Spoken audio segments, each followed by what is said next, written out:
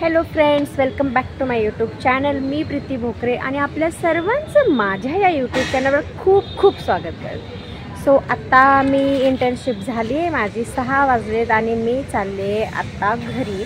म्हटलं जायच्या पहिले यार व्हिडिओ शूट करावा. व्हिडिओ शूट करायला पण ना बरीच मेहनत लागते. तर या गार्डनमध्ये मी आली आहे. इथे ना कंटिन्यू लोक येत राहतात आणि आता थोडंसं आपल्याला लाज वाटते की नाही यार नको यार कशाला शूट करायचं, 4 लोक आपल्याकडे बघतील, नको म्हणून मग मी रोज प्लॅन पोस्टपोन करते की आज नको शूट करायचं, उद्या करू, उद्या नको, परवा करू.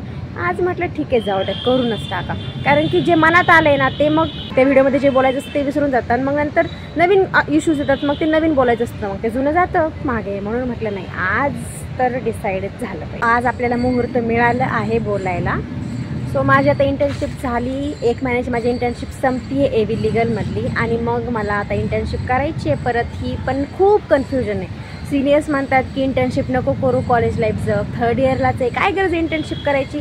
आणि माझेच क्लासमेट्स म्हणतात की नाही इंटर्नशिप कर, इंटर्नशिप गरजेची आहे, आपण इंटर्नशिप करायला पाहिजे. सो खूप कन्फ्युजन आहे आणि त्याच्यात मूट कोर्ट पण आहे. आता मूट कोर्ट काय म्हणजे की लॉयर्सचं लॉ कॉलेज लॉ स्टुडंट्सचं असतं एक मूट कोर्ट की जिथं आम्हाला केस देतात आणि आम्हाला त्यांना रिप्रेझेंट करावं लागतं. सो तसं मूट कोर्ट कॉम्पिटिशन आहे आमच्याच कॉलेजचं इंटरनल लेवलचं. सो ते मी फर्स्ट टाईम करते आहे. सो फर्स्ट टाईम करताना ना आपल्याला खूप कन्फ्युजन असतं, ते कसं करायचं, काय करायचं, मेमोरियल कसं ड्राफ्ट करायचं, आर्ग्युमेंट्स कशा मांडायच्या, कोणत्या आर्ग्युमेंट्स मांडायच्या, लॉट ऑफ कन्फ्युजन. सो त्यामुळे मला तेही करायचं आहे. तर त्यामुळे मला आता कळत नाही की मी इंटर्नशिप करू की नाही. मूड कोर्ट आहे 28 सप्टेंबरला. येस. सो 28 सप्टेंबरपर्यंत मी अशीही काय करणार आहे ना, मग मला असं वाटत होतं की नको आपण इंटर्नशिप करूया, पण बघूया आता काय होतं. तर कारण की काही अजून डिसायडेड नाही आहे, करायची आहे इंटर्नशिप. बट ठीक आहे, बघू कोणता राईट टाईम आहे, नेमकं आता कोणाचं ऐकायचं आणि काय. कन्फ्युजन असल्यानंतर बघूया काय डिसिजन होतं. तर येस. सो आत्ता काय नॉर्मल चालू आहे. सकाळी कॉलेजला येणं, सकाळी ना असं जबरदस्ती उठावं लागतं ना यार. काय हे सकाळचं कॉलेज केलं असेल, मला हे कन्फ्युजन आहे. का म्हणजे काय विचार केला असेल यांनी, काय सकाळी कॉलेज करून.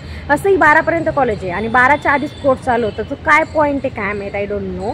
उठण्यामध्ये एवढं जीवावर जातं, बळजबरी उठते. माझ्या आयुष्यात सगळ्यात मोठं मला दुःख याचं की मला लवकर उठावं लागतं.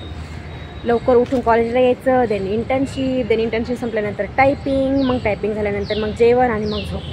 त्याच्यात सेल्फ स्टडी विडी अशी काही गोष्ट होत नाही. बुक रीड करते कारण की ती मला आवडते, म्हणजे बुक इज लव. सो ते मी स्किप नाही करत, ते मी कुठूनही टाईम काढते आणि वाचतेच.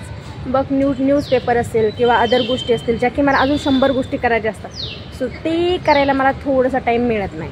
मग मला थोडंसं दुःख होतं की यार अजून टाईम मिळायला पाहिजे. म्हणजे अशी थोडी जरा बिझी लाईफ चालू आहे सध्या. पण तरी त्या बिझी लाईफमधून असं निगेटिव्ह थॉट्स यायला काय टाईम नाही लागत की फ्युचर कसं होईल, काय होणार आहे, 50 इयर झाल्यानंतर आपल्याला जॉब असेल का नाही. कारण की लॉयर्सचं म्हटलं ना की पॉझिटिव्हपेक्षा निगेटिव्ह बोलणारे लोक खूप असतात आणि ते सांगत असतात की काय मिळणार आहे की नाही, मिळणार आहे की नाही, नंतर काय होईल, पेमेंट असेल का, यासारखे lots of questions comes in mind.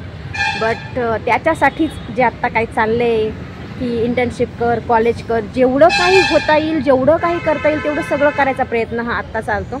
आणि मला असं वाटतं एक लॉ स्टुडंटला ते करायलाच पाहिजे, करणं गरजेचंच मस्ट असतं. की तुम्हाला जर 5th इयर नंतर जर बेरोजगार राहायचं नसेल आणि जर 4 पैसे कमवायचे असतील, so you have to work a lot.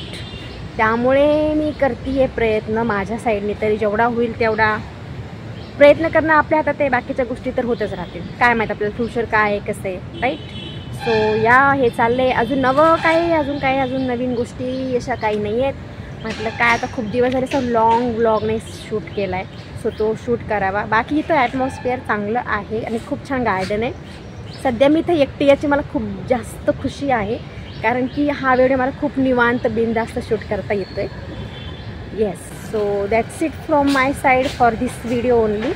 भेटूयात नंतर पुढच्या व्हिडिओमध्ये. व्हिडिओ आवडला तर नक्की लाईक करा. खूप मेहनत केली आहे रे, खूप मेहनत केली आहे व्हिडिओ शूट करायला. असं हात दुखायला लागला आहे असं कॅमेरा पकडून.